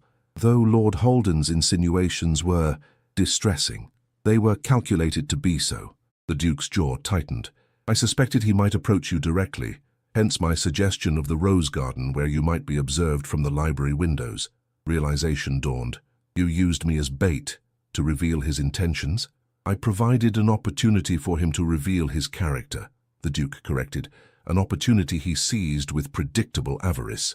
Marin was uncertain whether to feel anger at being manipulated or relief that Holden's true nature had been exposed so thoroughly. Before she could decide, the Duke continued. His threats cannot be dismissed lightly, however. The magistrate arrives tomorrow, and Holden will undoubtedly present his accusations with conviction. What defense have we against such calculated malice? Marin asked, the reality of their situation pressing upon her once more. The Duke regarded her steadily. Have you reached a decision regarding my proposal? The moment of truth had arrived sooner than Marin had anticipated. She looked into the Duke's eyes, those remarkable grey-blue eyes that both Layla and Sylvan had inherited, and saw not merely calculation, but genuine concern. I have, she replied softly. I accept your offer of marriage, Your Grace. Dawn broke over Eldermore, pale light filtering through the leaded windows of the chapel where Marin stood in silent contemplation. The events of the previous evening had unfolded with dizzying rapidity following her acceptance of the Duke's proposal. A special license had been procured through connections that spoke to the Duke's influence. The castle chaplain had been summoned to perform the ceremony at first light, and now, mere hours later, she awaited the moment that would transform her from Miss Lockwood, humble seamstress, to Her Grace the Duchess of Eldermore. The gown she wore, ivory silk with delicate embroidery at the bodice and hem, had been discovered in the castle's stores, hastily altered by her own hands to fit her slender frame. A garment intended for a different bride, perhaps, or commissioned for a ball never attended. The irony of a seamstress altering her own wedding gown in the dead of night was not lost on Marin as she smoothed the fabric with trembling fingers. The children had been informed of the impending ceremony, with a simplified explanation that emphasized their continued family unity rather than the practical motivations behind the union. Their reactions had been typically distinct, Sylvan solemn and thoughtful, asking pointed questions about how the marriage would affect their daily lives. Layla, immediately excited by the romantic notion, peppering Marin with questions about flowers and whether she might wear a crown. Footsteps behind her interrupted her musings. Marin turned to find Mrs. Redenfall approaching, her perpetual austerity somewhat softened by the occasion. The Duke awaits, miss, the housekeeper announced. The children are already seated with the witnesses. Thank you, Mrs. Redenfall. Marin gathered her courage, following the older woman toward the chapel's inner chamber where the ceremony would take place. The space was intimate, illuminated by candles and early morning light filtering through stained glass, depicting biblical scenes of marriage and family. Only a handful of attendees were present, the children seated in the front row, flanked by the Duke's secretary and steward as witnesses, with various senior servants standing respectfully at the rear, and at the altar, the Duke himself. He turned as she entered, and Marin was struck by the intensity of his gaze. He wore formal attire, the very coat she had altered upon her arrival, its midnight blue a striking contrast to his crisp white linen and the silver embroidery that caught the candlelight as he moved. He appeared every inch the aristocrat, a man of power and authority, worlds removed from her humble origins. Yet as she approached, something in his expression shifted, a softening around the eyes, a slight parting of lips, as though he had been momentarily rendered speechless. It was this unexpected vulnerability, rather than his ducal splendor, that steadied Marin's resolve as she took her place beside him. "You are beautiful," he murmured, the words clearly meant for her alone. "Thank you, Your Grace," she replied softly, uncertain how to interpret such a comment within their arrangement. "Caelan," he corrected, "if we are to be husband and wife, you must use my given name." Before she could respond, the chaplain began the ceremony, his voice solemn as it echoed through the small chapel. The familiar words of the marriage service, heard before at village weddings but never imagined for herself, now took on new significance as Marin pledged herself to a man she had known for barely 2 days. When the moment came to exchange rings, the Duke produced a band of gold set with small sapphires, sliding it onto her finger with steady hands. "With this ring I thee wed," he pronounced, his voice clear and unwavering. Marin had no ring to offer in return, a detail overlooked in the hasty arrangements, but the Duke seemed unconcerned by this omission, merely offering a reassuring smile as the chaplain continued the service. "I now pronounce you man and wife," the chaplain declared at last. "Your Grace, you may kiss your bride." That kiss had not been discussed in their arrangement, and Marin felt a flutter of panic as the Duke turned toward her. His expression revealed similar uncertainty, but after a brief hesitation, he leaned forward and pressed his lips gently to her forehead, a chaste gesture that maintained propriety while satisfying the ritual requirements. The witnesses applauded politely, and the children rushed forward, Layla flinging herself into Marin's arms, while Sylvan approached with more dignity to offer solemn congratulations to the Duke. The moment of family unity, however orchestrated, brought an unexpected lump to Marin's throat. "The papers have been prepared for signing, Your Grace," the secretary announced, gesturing toward a small table where the marriage certificate awaited. As they moved to complete this final formality, the chapel doors burst open with a resounding crash. Lord Holden strode in, accompanied by a portly man in judicial robes, whom Marin presumed to be the magistrate, and 2 constables in official attire. "I demand this farce cease immediately," Holden declared, his voice echoing through the sacred space. "This woman stands accused of conspiracy and fraud." The Duke straightened, placing himself between Marin and the intruders. "You are too late, Holden. The ceremony is complete. May I present Her Grace, the Duchess of Eldermore?" The magistrate blinked in evident confusion. "Your Grace, I was led to believe, that is, Lord Holden indicated—" "I'm certain Lord Holden indicated many things," the Duke interrupted smoothly. "Most of them, I suspect, designed to further his own interests rather than the truth." Holden's face contorted with fury. "This changes nothing.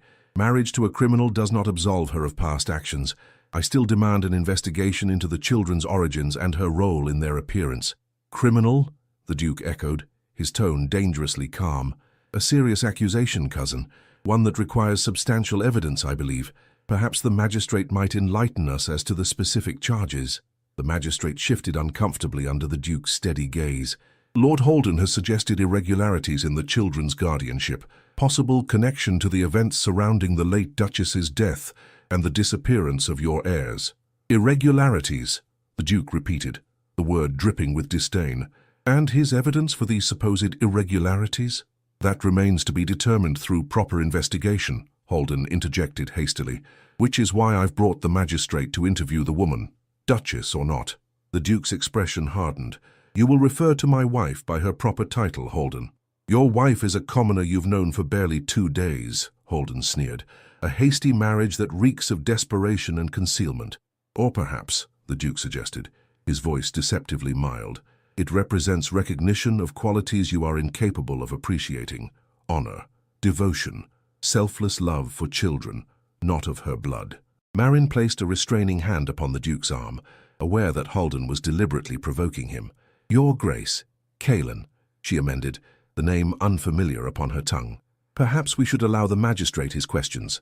I have nothing to hide." "A wise suggestion, Your Grace," the magistrate approved, visibly relieved at the prospect of de-escalation. "Lord Holden, if you would withdraw while I conduct a private interview." "I shall not be dismissed," Holden began furiously.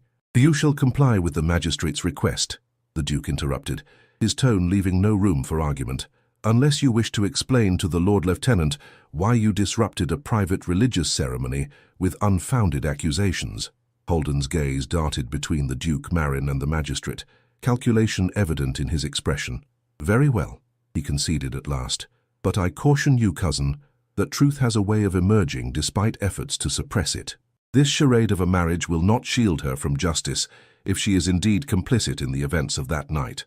With that, he departed, though his baleful glance over his shoulder conveyed the battle was far from concluded. The Duke turned to Marin, his expression softening with concern. "You need not face this alone," he murmured. "As your husband, I have the right to remain present during questioning." "I know," Marin replied, touched by his protectiveness despite the practical nature of their union. "But perhaps it would be better to demonstrate complete transparency. I have nothing to fear from the truth." The Duke studied her face intently before nodding his assent. "As you wish. I shall await you in the library with the children." He turned to the magistrate with a warning in his eyes. "I trust you will conduct your interview with the respect due to the Duchess of Eldermoor." "Of course, Your Grace," the magistrate assured him hastily.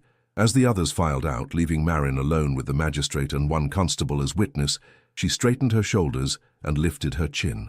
From seamstress to duchess in a single morning, a transformation more profound than any alteration she had ever undertaken with needle and thread. Whether this new garment of identity would prove comfortable remained to be seen, but for the children's sake, and perhaps in some small measure for the Duke's, she would wear it with all the dignity she could muster. "Now, Your Grace," the magistrate began, producing a notebook and pencil, "pray tell me all you recall of the night the children came into your care." The magistrate's questioning proved less intimidating than Marin had feared. Mr. Pembroke, as he introduced himself, was a methodical man who seemed more concerned with establishing facts than pursuing Lord Halden's vendetta. Marin recounted the night of the storm in careful detail, the thunder that had rattled her modest home's windows, the sudden cry that had drawn her to the door, the basket with its precious cargo sheltered beneath the narrow eaves. "And the note you mentioned," the magistrate prompted. "You say it was delivered with the children?" "Yes, sir." "A simple message written on parchment and sealed with plain wax." Marin hesitated. "The Duke's men retrieved it from my residence yesterday, along with my personal effects." "I should like to examine this note," the magistrate declared, making a notation in his book. Of course, the interview continued for nearly an hour, the magistrate's questions probing yet not accusatory. He inquired about Marin's circumstances at the time of the children's arrival, her subsequent care for them, any unusual occurrences or visitors who might have shown interest in the twins. Throughout, Marin answered with the straightforward honesty that had been her nature since childhood. "One final question, Your Grace," the magistrate said at last, setting down his pencil. "Why did you not come forward when proclamations were made regarding the missing Veritan heirs? Surely the copper bracelets must have raised suspicions about their identity." Marin clasped her hands in her lap, considering her response carefully. "By the time word reached our village, the children had already recovered from a dangerous fever that nearly claimed them. They called me Mother, looked to me for comfort and security." She met the magistrate's gaze directly. "I feared what might befall them if I presented them to a grieving duke who might see in them only painful reminders of his loss, or worse, to those who might view them merely as political pawns. So you kept them out of love rather than calculation?" "Yes, sir.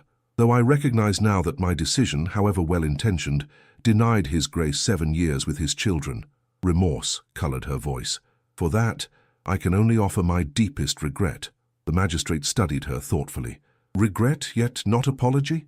"An apology implies I would choose differently if faced with the same circumstances again," Marin replied honestly. "I cannot say with certainty that I would. The children's welfare has always been my primary concern." "A candid response," the magistrate observed, closing his notebook. "Refreshingly so."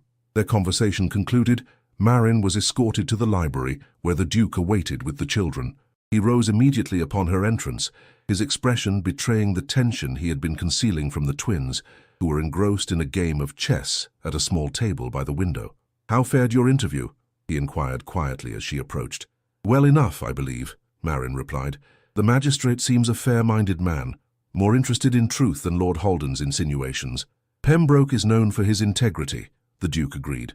Though Halden will undoubtedly attempt to influence his conclusions, before their conversation could continue, the library doors opened to admit the magistrate himself, followed by a servant carrying a small wooden box. "Your Grace," he addressed the Duke with a formal bow, "I have completed my preliminary inquiries and wish to present my findings." The children looked up from their game, sensing the gravity of the moment. Sylvan rose automatically, moving to stand beside Marin with a protective air that belied his 7 years. Layla followed, slipping her small hand into the Duke's with an instinctive trust that caused his expression to soften momentarily. "Proceed, Mr. Pembroke," the Duke instructed, his voice steady despite the tension evident in his bearing. The magistrate gestured to the servant, who placed the box upon the library table and withdrew. Among the items retrieved from the Duchess's former residence was this note, purportedly found with the children on the night of their abandonment. He removed a folded parchment, yellowed with age, its broken seal, a plain circle of red wax. "The message is brief but significant. If I may," at the Duke's nod, the magistrate read aloud, "Guard them well. They are of noble blood, but in mortal danger. Their mother's sacrifice must not be in vain. C.V." The Duke's face paled visibly. "Those initials correspond to your own, Your Grace. Caelan Veriton." The magistrate paused significantly, a fact which Lord Holden has seized upon to suggest the Duchess fabricated the children's abandonment with your knowledge. A scheme to present common-born infants as the Veriton heirs. "Preposterous," the Duke declared, though Marin noted the flicker of uncertainty in his eyes as he gazed at the note. "I was abroad when the Duchess met her fate, a fact well documented." "Indeed," the magistrate agreed, "which brings me to the second item of interest." He reached into the box once more, extracting a sealed letter bearing the crest of Veriton.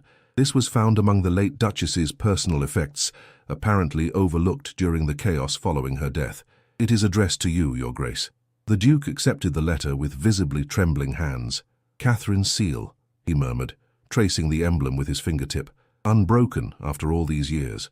"I thought it best you read its contents privately," the magistrate explained, "though I must request your permission to remain, as the letter may contain information pertinent to my investigation." The Duke nodded distractedly, his attention fixed upon the letter as he carefully broke the seal. Marin watched as he unfolded the parchment, his expression transforming from uncertainty to shock as he read the elegant script contained within. "Caelan?" Marin ventured when the silence had stretched too long. "What does it say?"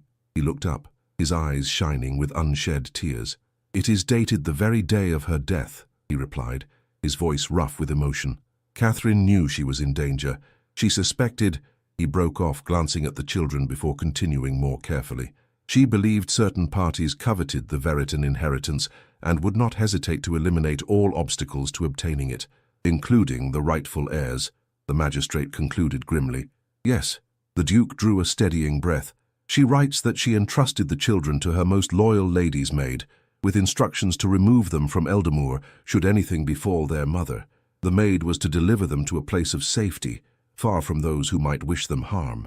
"The loyal servant being Miss Harlowe, I presume," the magistrate interjected.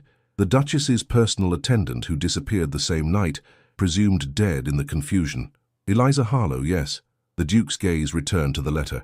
"Catherine indicates she provided the children's copper bracelets as proof of their identity, should the need ever arise to reclaim them." His voice softened. "She asks my forgiveness for acting without my knowledge, but feared any communication might be intercepted." Marin's heart ached for the Duchess's desperate measures to protect her children, and for the Duke, learning only now of his late wife's fears and final acts of maternal devotion. "There is one detail that remains unclear," the magistrate observed. "How did the children come to be left specifically at the Duchess's door? Miss Harlowe would have had no prior connection to Greywick Village by all accounts. Unless," the Duke said slowly, a dawning realization in his expression, "she was following the Duchess's explicit instructions." He extended the letter toward Marin. "Read the final paragraph." Marin accepted the parchment with careful hands, finding the passage indicated, "Should fate separate us, my beloved, know that I have entrusted our precious ones to the care of Marin Larkwood in Greywick, daughter of Thomas Larkwood, who once saved my father from certain death during a hunting accident. Though she knows nothing of our connection, I have observed her from afar, and believe her to possess the character and fortitude necessary to raise our children should the worst befall us. Forgive me this secrecy, but I act only out of desperate love for them and for you." Marin stared at the words, a memory surfacing from the depths of her childhood. Her father returning late one evening, clothing sodden with another man's blood, speaking in hushed tones to her mother about an accident, a nobleman's gratitude, a promise of future consideration. "I never knew," she whispered, raising bewildered eyes to the Duke. "My father never spoke of saving a nobleman's life. The Earl of Montclair was Catherine's father," the Duke explained quietly. "The incident occurred when she was but a child. She never forgot the debt her family owed to yours." The magistrate cleared his throat. "This letter, combined with the Duchess's note and the copper bracelets, provides compelling evidence of the children's identity." He turned to Marin with new respect in his gaze.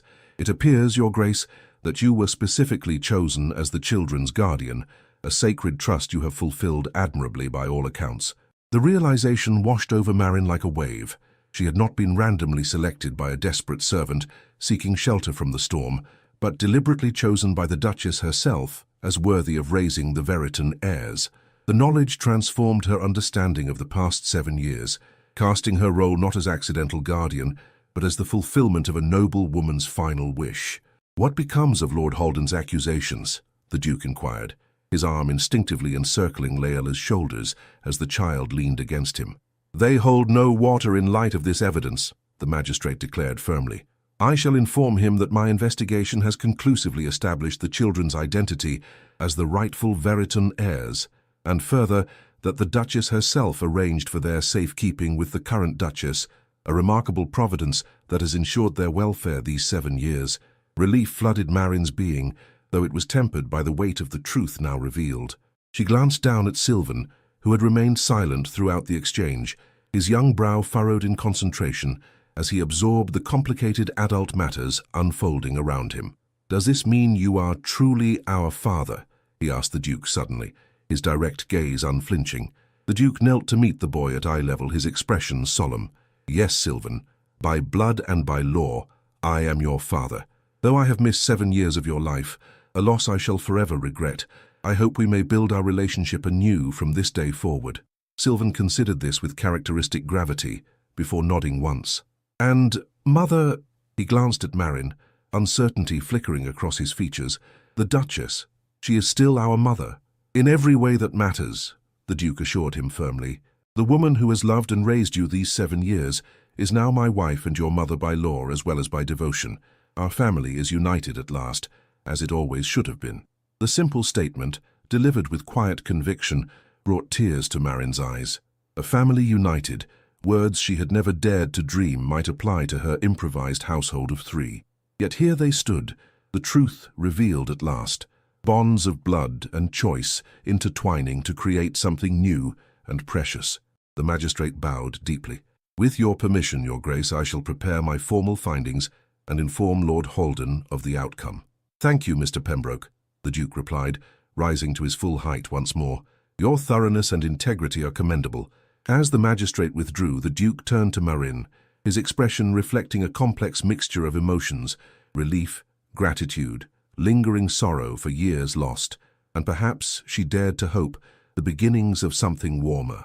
"It seems," he said softly, "that we have much to discuss, you and I." Evening descended upon Eldermoor, drawing a veil of indigo across the sky, as stars emerged like scattered diamonds above the ancient towers.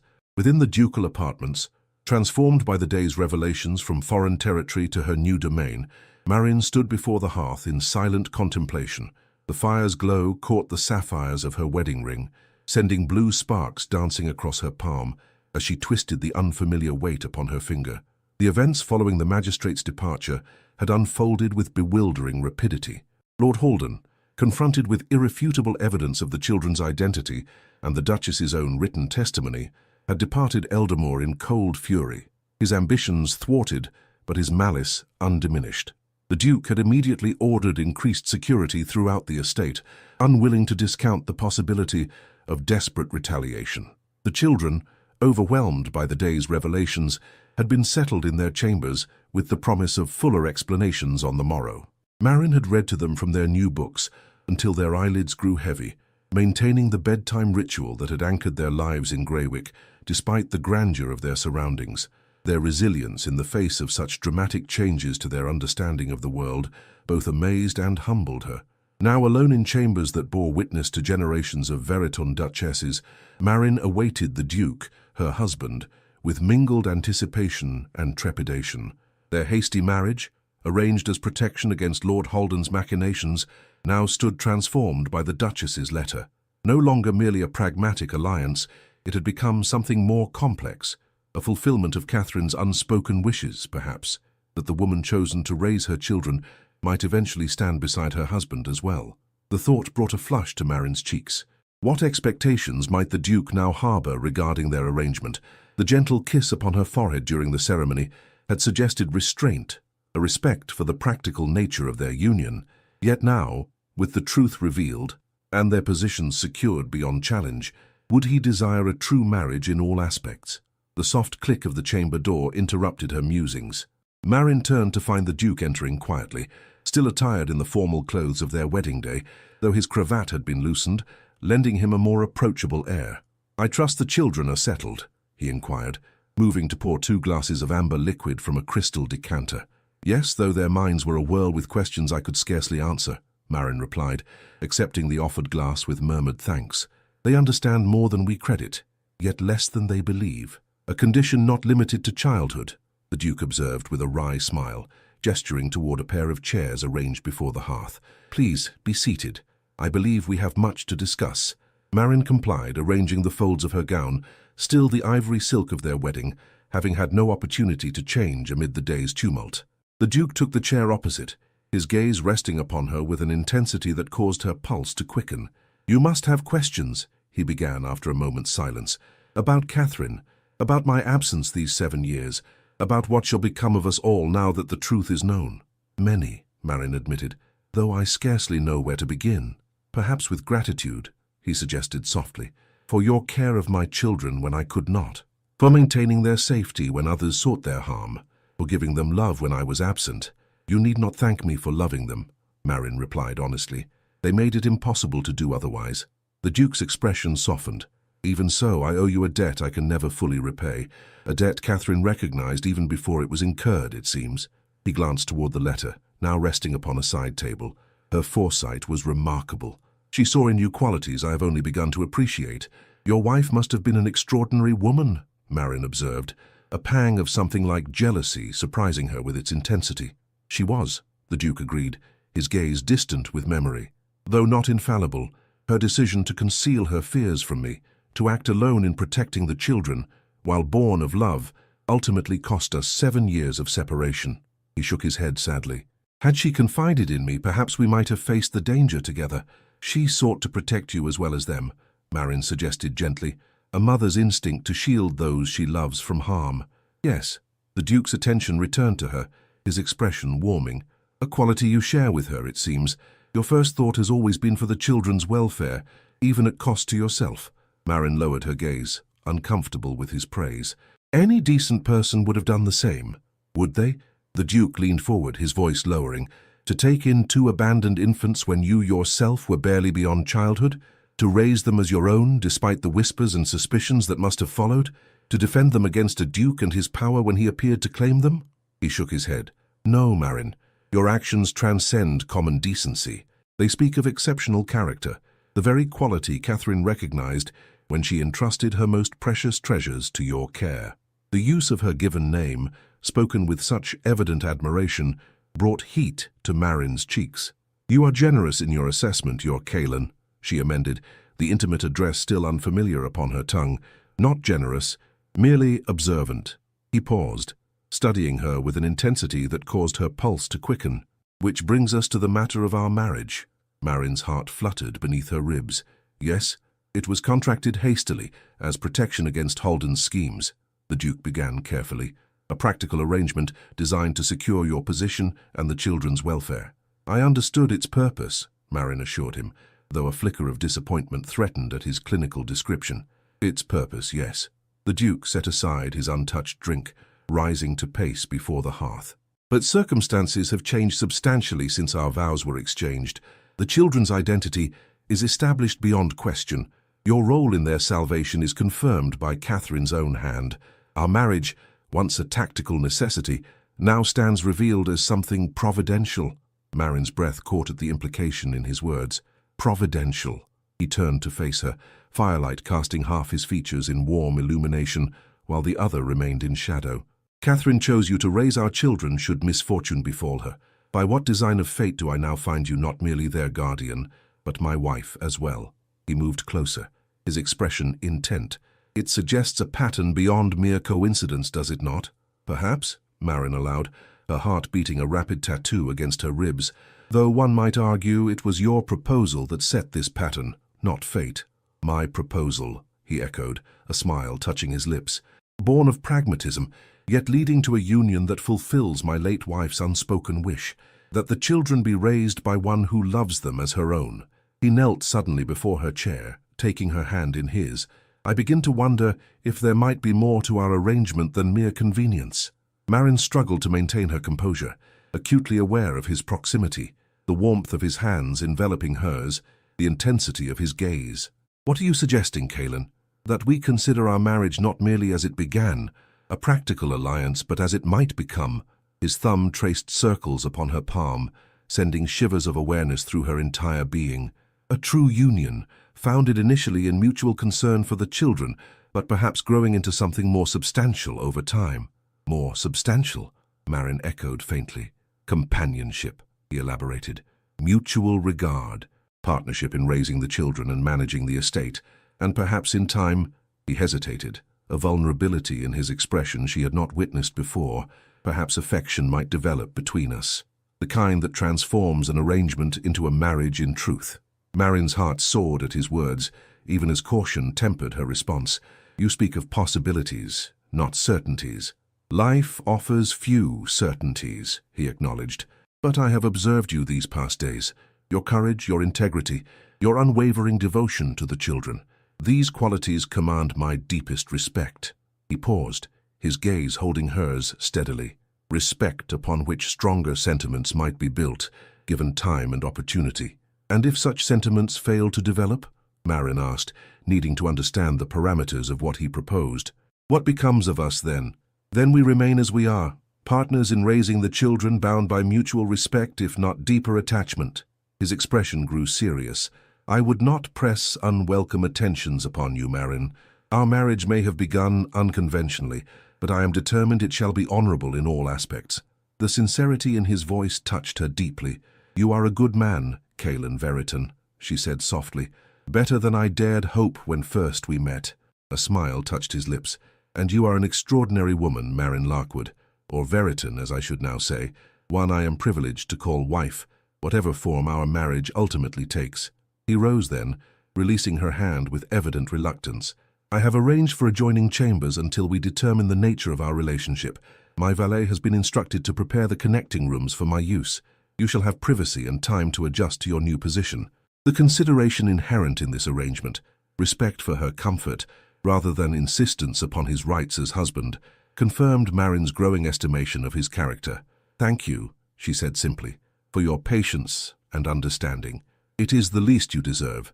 He moved toward the connecting door, pausing with his hand upon the latch. Rest well, Marin. Tomorrow begins our new life as a family, the four of us united at last, as Catherine would have wished. With that he departed, leaving Marin to contemplate the extraordinary turn her life had taken in mere days, from village seamstress to duchess, from solitary guardian to wife and mother, within a family united by both choice and providence. The fire crackled softly in the hearth, its warmth enveloping her like a promise. Outside, stars wheeled above Eldermoor's ancient towers, bearing witness to endings and beginnings, to secrets revealed and futures yet unwritten. Marin touched the sapphire ring upon her finger, no longer feeling it as a foreign weight, but as a symbol of possibility, of a life she had never imagined might be hers, but which now stretched before her with unexpected hope. Spring arrived at Eldermoor with gentle insistence, coaxing crocuses from the earth and tender buds from dormant branches. The rose garden, barren during Marin's first encounter with Lord Holden months before, now promised abundant blooms, as gardeners moved among the canes, pruning and tending with practiced care. From her position on the terrace, Marin observed the transformation with quiet pleasure, finding in nature's renewal a reflection of the changes within her own life. 6 months had passed since the revelations that had established the twins' identity beyond question and transformed a marriage of convenience into something far more meaningful. Lord Holden, his ambitions thwarted by the Duchess's letter, had retreated to his estate in the north, his influence diminished by the scandal of his attempted manipulation. The magistrate's findings, presented formally before the county's leading families, had vindicated Marin completely, while simultaneously confirming Sylvan's position as heir to the dukedom. The children had adapted to their new circumstances with remarkable resilience, though not without occasional difficulty. Sylvan, thoughtful and observant, had struggled initially with the weight of his newfound position, confiding to Marin one night that he feared disappointing the father he had only just discovered.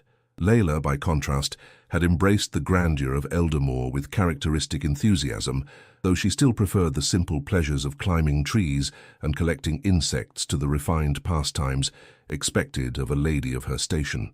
Throughout these adjustments, the Duke, Caelan, had demonstrated patience and understanding beyond Marin's expectations. He had engaged tutors for the children, but insisted they be allowed time for play and exploration. He had introduced them gradually to their future responsibilities, focusing first on developing their natural talents and interests, rather than imposing rigid expectations. Most importantly, he had respected the bond between Marin and the twins, never attempting to supplant her role, but rather seeking to complement it with his own developing relationship as father. And as for Marin herself, deep in contemplation, Duchess, Caelan's voice interrupted her musings as he joined her on the terrace, the morning sunlight catching the silver threads beginning to appear at his temples. Merely appreciating the garden's transformation, she replied, offering a smile that came more naturally now than in the early days of their marriage, though I confess to some apprehension about this evening's gathering. The spring assembly? He moved to stand beside her, close enough that their shoulders nearly touched. You need have no concerns. You have acquitted yourself admirably at every social occasion these past months. With considerable coaching and your constant support, Marin reminded him. Tonight marks my first formal presentation as hostess of Eldermoor. The county's leading families will attend with expectations formed by generations of Veritan duchesses, and they shall find the current duchess more than equal to her predecessors, Caelan assured her, his hand covering hers where it rested upon the stone balustrade. Your natural dignity needs no aristocratic lineage to command respect. The casual touch, once a source of nervous awareness, now brought comfort and a flutter of deeper emotion. Their relationship had evolved gradually over the months, progressing from formal politeness to genuine companionship, from separate chambers to shared moments that grew increasingly intimate. The adjoining rooms remained, but the connecting door stood open more often than closed these days. You are biased in your assessment, Marin teased gently, turning her palm to entwine her fingers with his. Proudly so, he acknowledged, lifting their joined hands to press a kiss against her knuckles, though I am merely the most vocal among your admirers. The servants adore you, the tenants respect you, and the children, well, they have always loved you best. As I have loved them, Marin replied softly, though my heart has expanded in unexpected ways since coming to Eldermoor. The admission, offered without calculation, brought a warmth to Caelan's gaze that caused her pulse to quicken. Has it indeed? I should be most interested to hear in what ways, Duchess. Before Marin could respond, the sound of childish laughter drew their attention to the lower garden, where Sylvan and Layla raced along the gravel paths, their formal lessons evidently concluded for the morning. Layla clutched something in her hands, holding it high as Sylvan pursued her with determined strides. It appears your son has lost possession of some treasure, Marin observed, smiling at the familiar scene. My son? Caelan raised an eyebrow. I note he becomes exclusively mine when mischief is afoot. A duchess's prerogative, she replied with mock solemnity. He laughed, the sound warming her more thoroughly than the spring sunshine. One of many you have claimed since assuming the title. His expression softened as he gazed at her, though none so precious to me as your gradual claim upon my heart. The quiet declaration, delivered without dramatic gesture yet profound in its simplicity, stilled the breath in Marin's lungs. They had grown closer these past months, yes, had shared confidences, concerns, moments of both levity and solemnity. Physical affection had developed between them as naturally as the spring buds unfurling on the garden's trees. Yet neither had spoken directly of love, as though the word itself possessed a power they had not been ready to invoke. Caelan, she began, uncertain how to respond to this first acknowledgement of deeper feelings. You need not say anything, he assured her quickly. I speak only of my own heart, not to place expectations upon yours. Our beginning was unconventional enough, without pressing for sentiments that may require more time to develop. Marin studied him in the clear morning light, this man who had entered her life as an imposing figure of authority and potential threat, yet who now stood beside her as partner, protector, and increasingly beloved companion. The changes in him were subtle but profound. The grief that had shadowed his eyes now replaced by quiet contentment, the formal reserve that had characterized their early interactions now softened by genuine warmth and occasional playfulness. "Time has already worked its influence," she replied at last, her voice gentle with affection. "What began as duty has become something I treasure beyond expression." The naked hope that transformed his features at her words caused Marin's heart to swell with tenderness. He moved closer, one hand rising to cup her cheek with exquisite care. "May I kiss you, Duchess? Not as ceremony demands, but as my heart desires." "Yes," she whispered, a single syllable barely audible above the morning breeze. His lips met hers with reverent gentleness, a kiss that spoke of admiration transformed to affection, of respect deepened to devotion. Marin responded with growing confidence, her hands coming to rest upon his shoulders as the embrace lengthened, sweetened, became an eloquent declaration without words. When they parted at last, Caelan rested his forehead against hers, his breath warm against her skin. "I had not expected this when I proposed our arrangement," he confessed quietly, "that the woman who saved my children would ultimately save me as well." "Saved you?" Marin echoed, her fingers smoothing the fabric of his coat with unconscious tenderness. "From what, precisely?" "From a half-life," he replied simply. "From existing without truly living. From duty without joy." He drew back slightly to meet her gaze, his own filled with quiet wonder. "You restored my children to me, yes, but you have given me far more than that, Marin. You have given me a family, a home in the truest sense, a reason to look forward rather than backward." The depth of emotion in his voice brought tears to Marin's eyes. "As you have given me a place where I truly belong," she replied softly. "Not merely a title or position, but a purpose beyond my own small existence." A shout from the garden below interrupted their moment of intimacy. They turned to see Sylvan triumphantly reclaiming whatever treasure Layala had purloined, his expression shifting from satisfaction to alarm as his sister tackled him with unexpected ferocity, sending both children tumbling onto the spring grass in a tangle of limbs and indignant exclamations. "Perhaps we should intervene," Marin suggested, though amusement colored her voice. "Perhaps," Caelan agreed, making no immediate move to do so, though they appear evenly matched despite the difference in their approaches. They watched as the childish battle resolved itself, Sylvan helping Layla to her feet with the innate chivalry that characterized him, Layla accepting the gesture with a grace that belied her previous ferociousness. The object of their dispute, apparently a particularly interesting beetle, was examined jointly before being carefully released into a nearby flower bed. "They are remarkable children," Caelan observed, pride evident in his voice.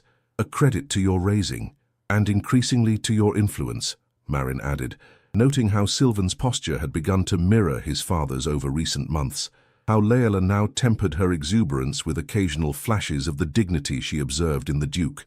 "We make a formidable partnership, it seems," Caelan remarked, his arm encircling her waist with casual intimacy, "in parenting as in other aspects of life." Marin leaned into his embrace, savoring the solid strength of him, the security she had found within the circle of his arms. "Indeed we do, Your Grace." He pressed a kiss to her temple, his voice lowering to a whisper meant for her alone. "I love you, Marin Veritan, not for duty's sake, nor for the children's, but for your own. For the heart that beats beneath the title, for the courage that outshines any bloodline, for the love you have given so generously to those in your care." The declaration, simple yet profound, filled Marin with a joy so intense it bordered on pain. "And I love you," she replied, the words feeling both new and inevitable upon her tongue. "Not for your title or position, but for the man who stands behind them, for your integrity, your patience, your capacity for growth and change." Their lips met once more, sealing the declaration with a kiss that spoke of promises kept and journeys shared. Below them, the children had spotted their parents on the terrace and were waving enthusiastically, their morning disagreement already forgotten in the resilient manner of youth. Marin waved back, her heart full as she gazed at the family she had never dared to imagine might be hers, a family formed not merely of blood, but of choice, of circumstance transformed by love, of separate paths converged into a single journey. From humble seamstress to duchess, from solitary guardian to beloved wife and mother, her transformation had been profound. Yet the essence of who she was remained unchanged. a woman who had opened her heart and home to abandoned children, who had raised them with love and dignity despite humble circumstances, who had found in their care a purpose that transcended her own limited expectations. The spring breeze carried the scent of new blooms across the terrace, a promise of seasons yet to unfold, of growth yet to come. Marin breathed deeply, savoring the moment as Caelan's arm tightened around her waist, as the children called for them to join their exploration of the awakening garden. This was her life now, not a dream or fairy tale, but a reality woven from threads of courage, sacrifice, and unexpected grace, a reality in which a young seamstress had indeed raised twin orphans in silence until the Duke returned claiming them as his heirs, and in doing so had claimed her heart as well. In this tale of love and sacrifice, we discover the profound truth that family is not merely defined by blood, but forged through the sacred bonds of devotion and choice. Marin's journey reminds us that true nobility resides not in titles or wealth, but in the courage to love selflessly, to protect fiercely, and to persevere through life's darkest storms. The seamstress who mended garments also wove together the torn fragments of a broken family, demonstrating that our humble acts of love can create legacies far greater than we might imagine. When we choose to open our hearts and homes to those in need, we may find ourselves transformed in ways we never anticipated, elevated not by circumstance but by the dignity of our own compassion. The Duke's evolution teaches us that pride must sometimes yield to humility, that the willingness to see beyond appearances reveals treasures of character we might otherwise overlook. In recognizing Marin's worth, he discovers that true partnership transcends social boundaries, finding in her simple integrity a nobility that no title could bestow. Perhaps most powerfully, this story reminds us that providence often works in patterns we cannot discern until we look backward from a place of understanding. What seems like chance, two orphaned children left at a humble door, may in fact be the first stitch in a tapestry of redemption and love that continues to unfold throughout our lives. May we all find the courage to be like Marin, to love when it's difficult, to persevere when the path is unclear, and to recognize that sometimes the family we're meant to have is the one we choose to build, one selfless act at a time. Dear listeners, if this tale of love, sacrifice, and unexpected grace has touched your heart, we invite you to share in our storytelling journey. Subscribe to our channel to ensure you never miss our weekly Victorian romances, each crafted to transport you to a world where honor still matters, where love conquers social boundaries, and where courage transforms ordinary lives into extraordinary legacies. Leave a comment sharing which moment in Marin and Caelan's story resonated most deeply with you. Was it her selfless decision to raise the orphan twins, the Duke's growing recognition of her true worth, or perhaps the revelation that brought their family full circle? Your thoughts inspire our future stories and connect us as a community of romance enthusiasts. And if you know someone whose heart would be warmed by this tale of redemption and love, please share it with them. For in stories, as in life, the most precious gifts are those we give freely to others. With heartfelt gratitude from all of us at Victorian Romance Audio Stories, we thank you for joining us on this journey through the twists of fate that transformed a humble seamstress into a duchess, not by magic, but by the enduring power of love.